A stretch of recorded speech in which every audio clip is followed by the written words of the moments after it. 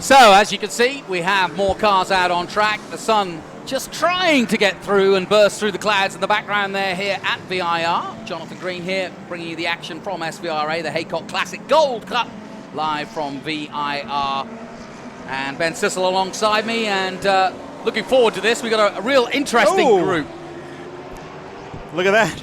Hinkle is off already in the Harry Hinkle off in the warm-up laps.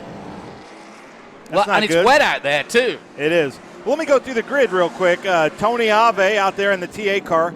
It's actually Jade Buford, not Scott Borchetta in that Bill Elliott car, followed by Bruce Raymond, our Group 10 winner last year, Michael Kiramonte, Paul Bacon, Dave Ricci, Stephen Davison, we just saw him in the Trans Am race, Timothy Haynes, Harry Hinkle, who we just saw spin in that Poncho Weaver Dodge Challenger, Michael Lang, David Roberts from Hawk Performance, Lance Ossick, Dave Handy.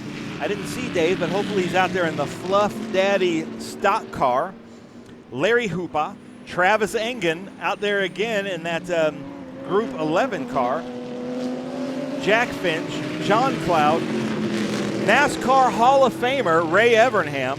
That's cool. Ricky Knuckles, David Porter, Donnie Gould, Mark Gobble, John Blizzard,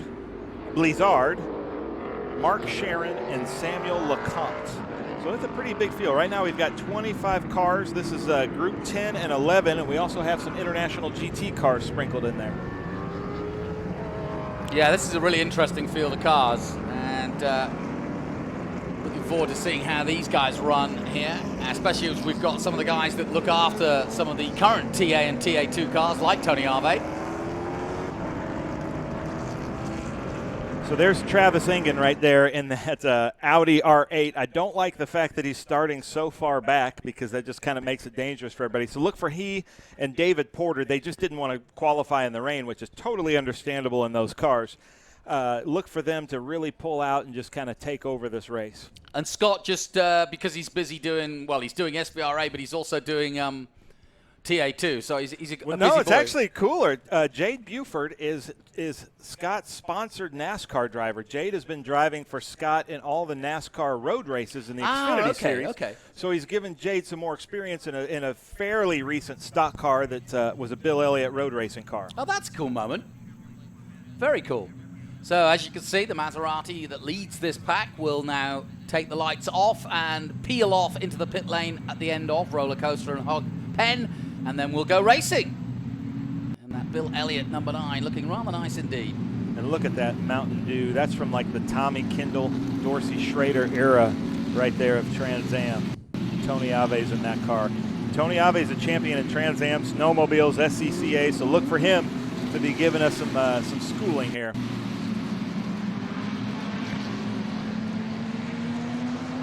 So we're about to get underway, and away they go! Fantastic sight and a fantastic sound. And away they go, and immediately the number 9 is overtaken for the lead. And it's going to be Tony Ave who picks up the lead.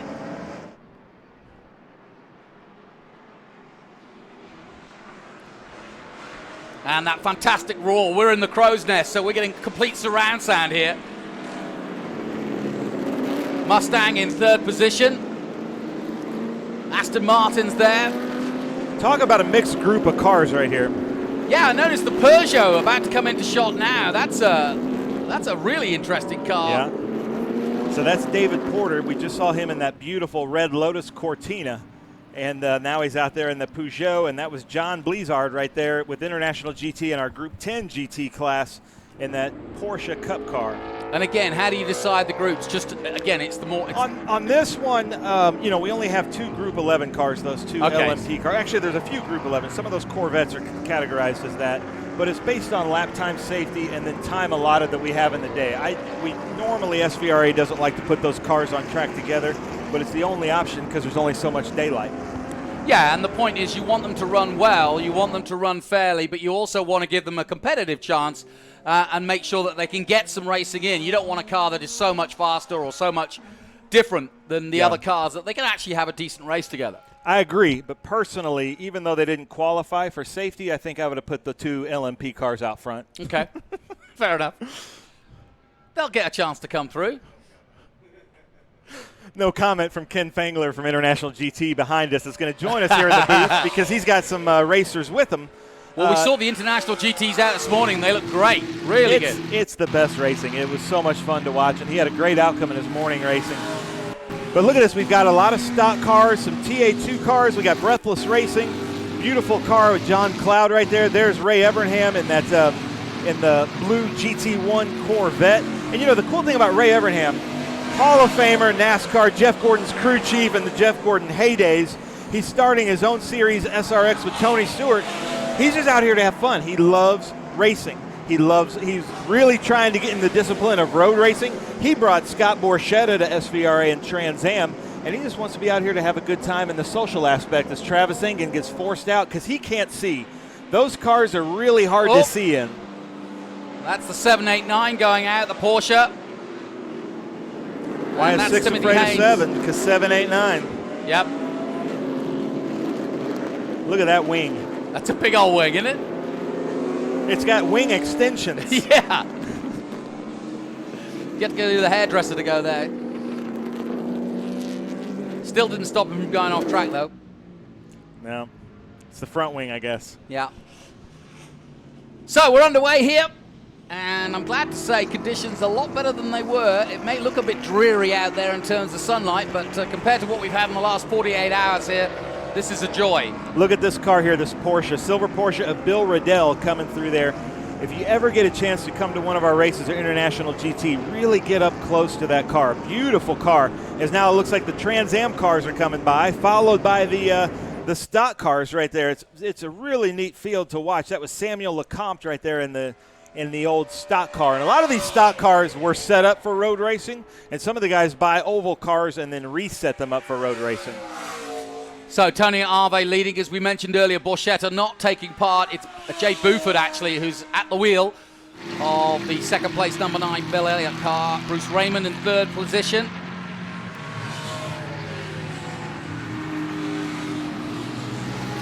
There's Harry Hinkle right there in a Weaver car. Actually, there's 2 modern Poncho Weaver cars in this group. And actually, the car we were talking about from Mark Sharon was the car that Boris said won here just 2 years ago and is out there in the vintage racing in the Monster Energy Dodge Challenger. But that's Harry Hinkle there battling with Sam Lecomte. Sam Lecomte is a normal with us in Group 6, but this weekend he decided to race a stock car. And these stock cars are a real handful on these road circuits, no question. They are in the real deal, and they are certainly in a vintage race for sure. I'm going to give it over now to Ken Fangler, that he's going to join you, John, in the commentary booth, talking about he's been around vintage racing for years. Come on, Ken. Come on, so Dan. He knows these guys probably better than I do, but also can talk about the International GT in Group 10. Welcome aboard, Ken. What are you seeing? What are you enjoying out there? I can see one of Boris Said's old Monster Energy Poncho Weaver cars out there. He said that was the first one that he raced in Trans Am, sort of in the modern era. Yeah, well, no doubt. What we're looking at is a mixed bag of nuts, okay? And, yeah, exactly. And that includes the drivers. But they're very tasty, quite honestly. And salted or not? Oh, I don't know. I'm not going to go there. But fair enough. You know, it's you know what? So far, so good. It is a mixed group. You can see the times. Yeah, that's a little skid off in the grass. Paul Bacon. They go much faster on the green stuff than they do on the tarmac at times. Yeah. Pretty darn slippery. But a few of our International GT cars, and we're very thankful that, Tony and his staff allows the International GT guys to jump in and grab some more track time and enjoy some other racing with the SVRA cars. There's Tom Pank, our third place overall car this morning in that blue and green 42 car. That's an interesting line. Look at this traffic jam coming down the back straight as we go back to the leader, Tony Arve. Well, Tony's not forgotten how to race, has he? No, Tony's doing the do there, no doubt. And, a very popular car. I remember when that was out on the Trans Am circuit. And, it's great to see those cars still running. David Porter in the Peugeot, I know he was chomping at the bit to get behind the wheel, sitting in his home in Connecticut. just waiting to get back racing, and I'm glad it's dried out and he's actually. Now, is that Peugeot an IMSA car or a Le Mans car? I believe it's a Le Mans car because I don't remember a Peugeot car in IMSA. No, I don't either. Yeah, I don't remember. So yeah, I think that you're absolutely right. Peugeot basically only race to go in Le Mans, really. Yeah, and David does some racing in Europe. He has a great collection of cars, as we saw earlier in the smaller group, and I'm sure he's just enjoying his day out on the racetrack finally. And in these times, we're thankful for any racing we can get to do. Yeah. Now, Ken, obviously you're involved in the International GT. We know that. They were in action this morning. Good field, good strong field. I watched the race. Really good stuff, and they're going to be back in action again. Yeah, raced around 5:30 this afternoon, and we had a good first race. We were on the damp stuff kind of this morning. We erred on the side of caution. We did a single file start and kind of restricted that start to just get the race underway. The guys had a great race. Once they got in the groove, we really had some competitive racing, and that's the way we'd like to see. They're all are able to continue for race 2, and that's the prime objective. Exactly right. And like we said, we've got some 12 groups out here, a really, really interesting field of SVRA cars, and Tony Perella and people like Ken putting these groups of cars together each and every weekend and putting on a real show for everybody. And I say a show because they're racing hard. It's not an exhibition by any means. These guys are racing full throttle and putting these cars through their paces each and every weekend. And they are at all the iconic circuits around the United States. Well, hats off to the crews and teams that prepare these cars because, it's not easy to keep an older race car just continuing. As parts become harder to get, you have to manufacture things and go things. It's not you just go down to the parts store and pull it off the shelf and then away we go. And so our hats off to these people. That's what always astounds me is that, like I said, they're racing hard and you don't know what's going to fall off, break or whatever. And yet, how do you travel from race to race with an old car knowing what it needs? Well, I think that, the drivers are the ones out there sitting in the seat and doing it. And, it is basically you rely on the professional. I think that the vintage, scene has stepped up, and it's left some people behind. It's not so much the guy wrenching his own car. There's only so much one person can do. And, for example, pilots don't fix their own airplanes, all right? And, you're up in the air. You've got to rely on professionals. And, these cars are prepared by professionals, and hats off to them. And that's the only way it's really going to work because, quite honestly, as you say, they're not parading around and they're going quickly. So, they've got to do it safely and rely and put their confidence in the preparers of these cars. Well, Ray Everingham, the man we were talking about earlier, up to 3rd place now after 4 laps and doing a really good job too. Just behind Jay Buford, Tony Ave continuing to lead this race. And as you can see, we go all the way back to 21 cars in all. So a big field of cars. And here is our leader with the famous green and white Mountain Dew sponsorship.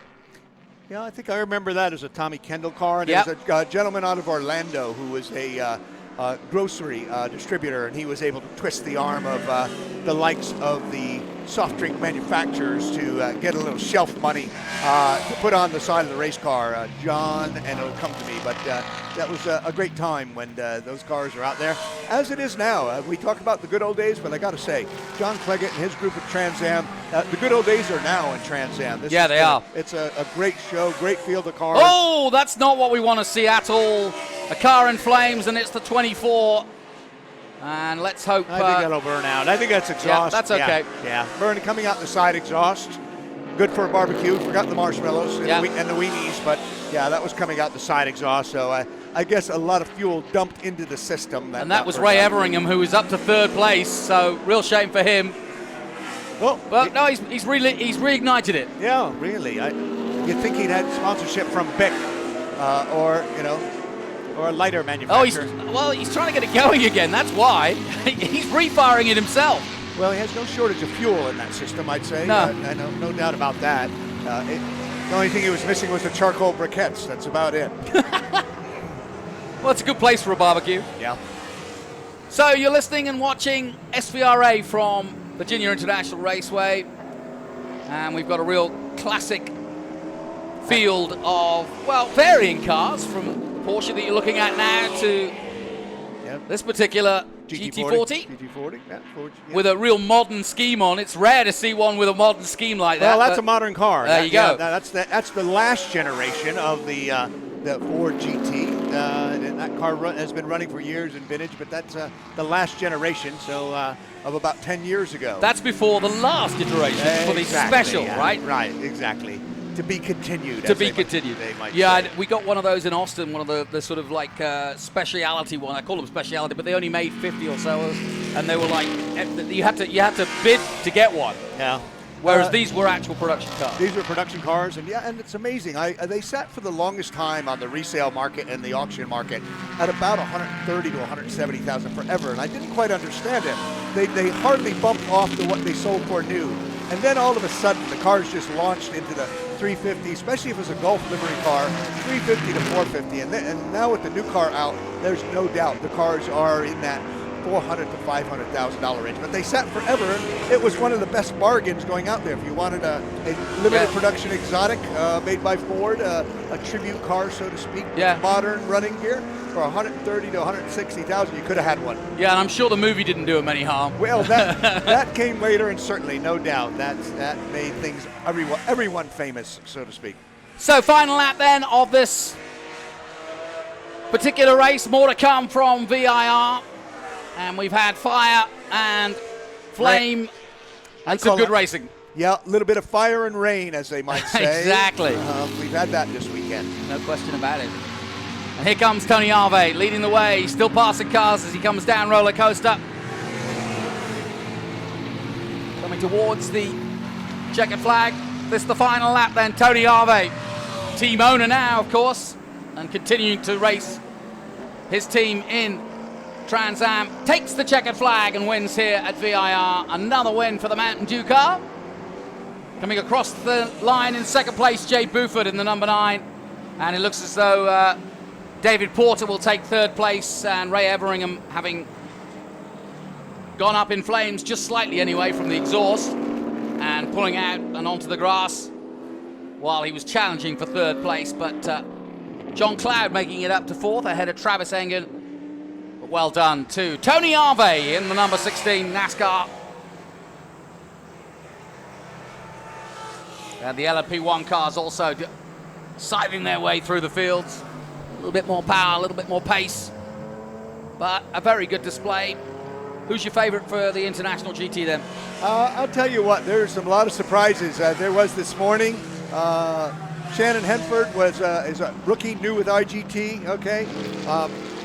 But made a good run at it, but made a mistake down in one and got into the 39 car into Jim Matthews, and Jim was leading, and he honestly admitted the mistake, took both of them back, moved them back on the grid, and young Lucas Pank came in first, so it's anybody's deal, and the bottom line is they had fun doing it. So the Panks brothers or father and son? Father and son. We have two father and son teams, Tom and Lucas Pank, and John Brown, and then I gotta say James Brown, and Papa's got a brand new bag. That's I just wanted to say that. So yeah, you've got to get that in. Yeah.